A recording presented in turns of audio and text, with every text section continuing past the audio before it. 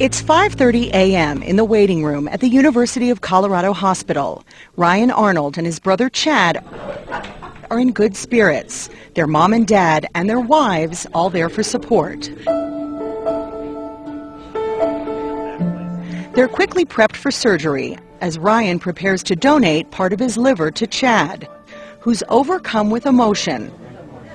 Yeah, it's a very humbling experience.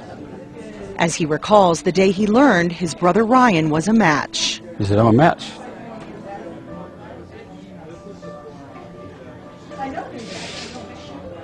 And you feel a lot of things.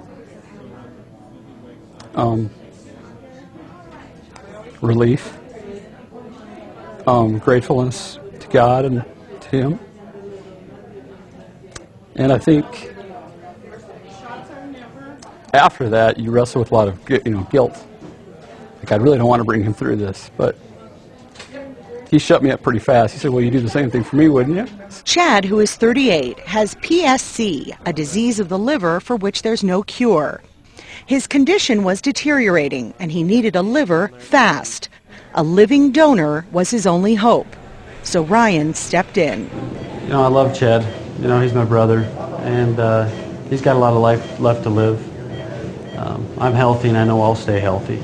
I know I'm going to recover, and I want to see him, do the things he wants to do and be able to spend his time with his family, and want to have him around for a long time. There are few words as the brothers say goodbye. Ryan's surgery is first. A team of doctors carefully removes 60% of his healthy liver, while Chad patiently waits. I think the thing I've learned through all this is that, God writes the story. It's not my story to write. Ryan's the hero, and I'm just playing my part. It's kind of how it's coming to me, and he's just a hero. Once the organ is removed from Ryan, it's carefully rinsed and carried next door to be transplanted into Chad after his diseased liver is taken out. Dr. Igal Kam performed the surgery on Ryan. I think it's this kind of generosity. It's a wonderful thing to see, because he probably will save his brother's life. But the surgery is risky. While both livers will regenerate and grow back to their original size, if too much is removed or something goes wrong, it's the donor whose life is at risk. Oh, it's still very controversial surgery. I think that we are very careful selecting our donors, and I think that chances that this will happen here are very, very low.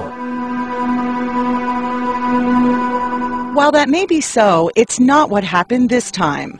Just 2 days after surgery, Ryan went into cardiac arrest and was placed on life support. He died 2 days after that, on August 2nd.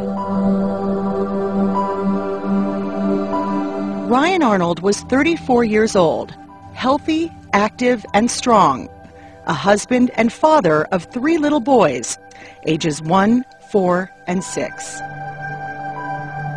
Ryan is the hero in this. Chad is now recovering at home. He's tired and weak, but doing well. He describes how he first learned of his brother's death. But my dad just leaned forward and he just said, got some bad news. He was holding back the tears, but he just said, "I got some bad news. Ryan's gone, but we still serve a good God."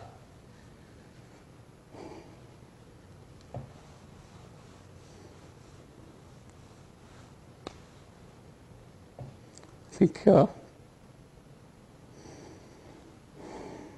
couldn't have said it better. Ryan gave Chad the gift of life. It is the ultimate sacrifice, but he'd do it again. A gift which led to his own death. Because of that, Chad refuses to place the focus on himself. It's a story about a man who's deeply convicted by his faith, and because of that, what he did for me was just sort of a normal thing that he did for people.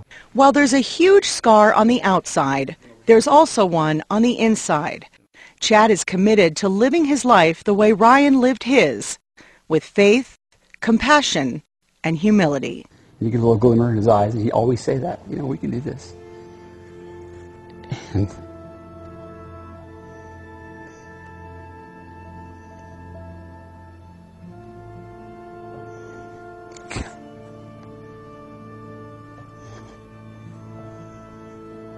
I can, because I know that's